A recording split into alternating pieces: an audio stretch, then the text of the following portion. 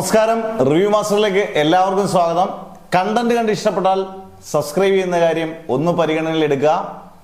രാഹുൽ സദാശിവൻ, നമുക്കറിയാം ഈ ഡയറക്ടർ ഇന്ന് അത്യാവശ്യം പാൻ ഇന്ത്യ ലെവലിൽ, കേരളത്തിലുള്ള എല്ലാവർക്കും അറിയാം, പാൻ ഇന്ത്യ ലെവലിൽ പോലും ഹൊറർ സിനിമകളുടെ വക്താവായിട്ട് അല്ലെങ്കിൽ മികച്ച സംവിധായകനായിട്ട് അറിയപ്പെടുന്ന ഒരു വ്യക്തിയാണ്.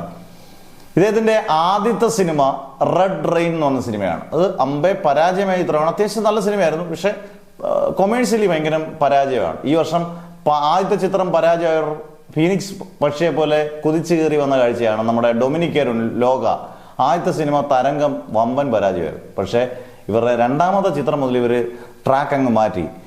രാഹുൽ സദാശിവന്റെ രണ്ടാമത്തെ ചിത്രം ഭൂതകാലമാണ്. എനിക്കൊന്ന് രാഹുൽ സദാശിവൻ ഇത്രയും ടാലന്റ് ഉണ്ടെന്ന് മനസ്സിലാക്കിയ ഒരാൾ നമ്മുടെ അൻവർ റഷീദാണ്. അൻവർ റഷീദാണ് ഭൂതകാലം നിർമ്മിച്ചത്. അന്നേരം അത്രയും ടാലന്റഡ്, കാരണം അൻവർ റഷീദിന് അത്രയും കാലിബർ ഉണ്ട്. നിർമ്മാതാവായാലും സംവിധാനമായാലും എല്ലായാലും അദ്ദേഹം അൻവർ റഷീദ് പിക്ക് ചെയ്യുന്ന വളരെ മോശം, വളരെ പെർസെൻറ്റേജ് കുറവായിരിക്കും പരാജയപ്പെടുന്നത് അൻവർ റഷീദ്. അത്രയും ബ്രില്യൻ്റ് ഒരു ഡയറക്ടറും എഡിറ്ററും എല്ലാം ആണ് അദ്ദേഹം അൻവർ റഷീദ്. എന്നിട്ട് അൻവർ റഷീദാണ് ഭൂതകാലം പ്രൊഡ്യൂസ് ചെയ്തത്. അവിടെ മുതൽ ആ സിനിമ തിയേറ്റർ റിലീസായില്ലെങ്കിൽ പോലും ഗംഭീര ചിത്രമാണ്. നമ്മൾ ഇതുവരെയും കാണാത്ത സ്ഥിരം ക്ലീഷെ ഹൊറർ പടങ്ങളിൽ നിന്നൊക്കെ മാറി ഷൈൻ നിഗവും രേവതിയൊക്കെ കണ്ടിട്ടില്ലാത്തൊരു ഉറപ്പായിട്ട് കാണേണ്ട സിനിമയാണ്. ഷൈൻ നിഗവും രേവതിയും തകർത്ത് അഭിനയിച്ച സിനിമ, മികച്ച മേക്കിങ്, എല്ലാം കൊണ്ടും അടിപൊളി സിനിമ. അങ്ങനെയാണ് ഭൂതകാലം OTTയിൽ തരംഗമായി മാറി. ഒരുപാട് പേര് ചർച്ച ചെയ്തു. കോവിഡിന്റെ സമയത്തൊക്കെ ഒരുപാട് പേര് ചർച്ച ചെയ്തൊരു സിനിമ. അങ്ങനെ അദ്ദേഹത്തിന്റെ മൂന്നാമത്തെ ചിത്രമെത്തി ഭ്രമയുഗം. വൈനോട് സ്റ്റുഡിയോസ് നിർമ്മിച്ച ചിത്രം. ഇതിനകത്ത് ക്രിസ്റ്റോ സീവിയർ ആയിരുന്നു എൻ്റെ മറ്റേ ബാക്ക്ഗ്രൗണ്ട് സ്കോർ.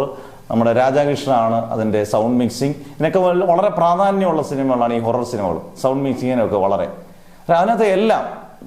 ഭ്രമയുഗം എന്ന് പറയുന്നത് എനിക്കൊന്ന് മലയാള സിനിമയിലെ എക്കാലത്തെയും ഒരു ക്ലാസ് സിനിമകളിൽ നമുക്ക് എടുത്തു വെക്കാൻ പറ്റുന്ന സിനിമയാണ്. മമ്മൂട്ടിയുടെ അസാധാരണമായ അഭിനയ പാടോ, അതുപോലെ തന്നെ അർജുന അശോകൻ, സിദ്ധാർത്ഥ ഭരതൻ, എല്ലാം കൊണ്ടും മേക്കിംഗ് കൊണ്ടും എല്ലാം ക്ലാസ്സായ സിനിമ. എല്ലാം കൊണ്ടും കളക്ഷൻ കൊണ്ടും അത് അത്യാവശ്യം 60 കോടിയോളം കളക്റ്റും ചെയ്തു. ബ്ലാക്ക് ആൻഡ് വൈറ്റിൽ ഇറങ്ങിയ സിനിമ. അങ്ങനെ രാഹുൽ സദാശിവൻ പീക്കിൽ നിൽക്കുമ്പോൾ അടുത്ത പടം വരുന്നു DS ഇറൈൻ, ഒരു ഹോളിവുഡ് സ്റ്റൈൽ മേക്കിംഗ്.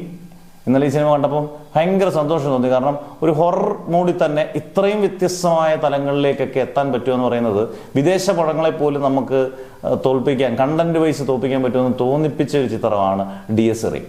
ഈ ചിത്രങ്ങളെല്ലാം അതുപോലെ തന്നെ DS ഇറൈൻ വളരെ വ്യത്യസ്തമായിട്ട് ചെയ്തിട്ടുണ്ട്. പ്രണവിന്റെ ഏറ്റവും കരിയർ ബെസ്റ്റ് പെർഫോമൻസിൽ ഒന്നാണ്. അതുപോലെ തന്നെ ഇതിൻ്റെ മേക്കിംഗ് ആയാലും, അതിൻ്റെ സിനിമാറ്റോഗ്രഫി ആയാലും, എൻ്റെ ആർട്ട് ഡയറക്ഷൻ ആയാലും, ക്രിസ്റ്റോ സേവിയറിൻ്റെ ഒരു രക്ഷയില്ല ബാക്ക്ഗ്രൗണ്ട് സ്കോർ, രാധാകൃഷ്ണൻ്റെ ഒരു രക്ഷയില്ലാത്ത സൗണ്ട് മിക്സിങ്, ഇതെല്ലാം ഒത്തു വന്നപ്പം വീണ്ടും ഒരു സൂപ്പർ ഹിറ്റ് കൂടി.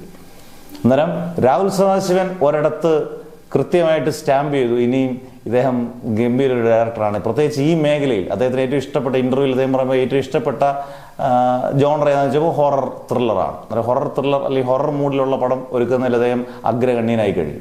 അടുത്ത സിനിമകൾ നന്നായിരിക്കട്ടെ. കാരണം നിങ്ങൾക്ക് റെഡ് റെയിൻ അങ്ങ് മാറ്റി വെച്ച് നോക്കുവാണെങ്കിൽ ഭൂതകാലമാണോ, ഭ്രമയുഗമാണോ, DS ഇറൈനാണോ നിങ്ങൾക്ക് ഏറ്റവും കൂടുതൽ ഇഷ്ടപ്പെട്ട ചിത്രം?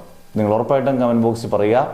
ഇങ്ങനെയുള്ള ചിത്രങ്ങൾ, വെറൈറ്റി ആയിട്ടുള്ള ചിത്രങ്ങൾ വരുമ്പോൾ നമുക്കും ഒരു ആവേശമാണ്. ഇതൊക്കെ തിയേറ്ററിൽ മസ്റ്റായിട്ട് കാണേണ്ട സിനിമയാണ്. ഭൂതകാലം നമുക്കത് മിസ്സായി. പക്ഷെ ഭ്രമയുഗവും DS ഇറൈൻ ഒക്കെ തിയേറ്ററിൽ ഒരു വട്ടമെങ്കിലും കണ്ട് ഞെട്ടി പേടിച്ച് ഇരിക്കുന്ന അതൊരു സുഖമാണ്. അത് ഭയങ്കര ഫീലാണ്. പ്രത്യേകിച്ച് രാത്രി ഫസ്റ്റ് ഷോയും സെക്കൻഡ് ഷോ ഒക്കെ കണ്ടിട്ട് തനിച്ച് വരുവാണെങ്കിൽ പിന്നെ പറയുകയും വേണ്ട. അത്രയും ഇതിവിടെ വെള്ളസാരി വിട്ടത് പ്രയത്നമൊന്നുമല്ല. പക്ഷെ ക്ലാസ് സാധനങ്ങൾ ചെയ്യുന്ന രാഹുൽ സദാശിവൻ ഇരിക്കട്ടെ ഇന്നത്തെ കുതിരപ്പവൻ. എന്നാലും നിങ്ങളുടെ കമന്റ്സ് ഉറപ്പായിട്ടും പറയുക. ഭ്രമയുഗമാണോ, ഭൂതകാലമാണോ, DS ഇറൈൻ ആണോ നിങ്ങൾക്ക് ഏറ്റവും ഇഷ്ടപ്പെട്ടത്? DS ഇറൈൻ കണ്ടവരാണെങ്കിൽ അതുകൂടെ പറയുക. എന്തായാലും അടുത്ത വീഡിയോ ആയിട്ട് വരുന്നവരെ ബൈ.